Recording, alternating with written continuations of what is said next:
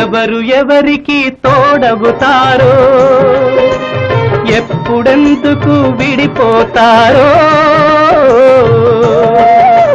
మమతను కాదని వెళతారు, మనసే తాలని ఉంటారు. ఎవ్వరి పయనం ఎందాకో అడగదు ఎవ్వరిని, బదులే దొరకదని.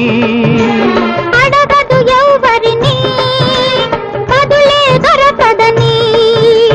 ఓ బాటసారి, ఇది జీవిత రహదారి. ఎంత దూరమో, ఏది అంతమో, ఎవరు ఎరుగని దారి ఇది, ఒకరికి సొంతం కాదు ఇది. ఓ బాటసారి, ఇది జీవిత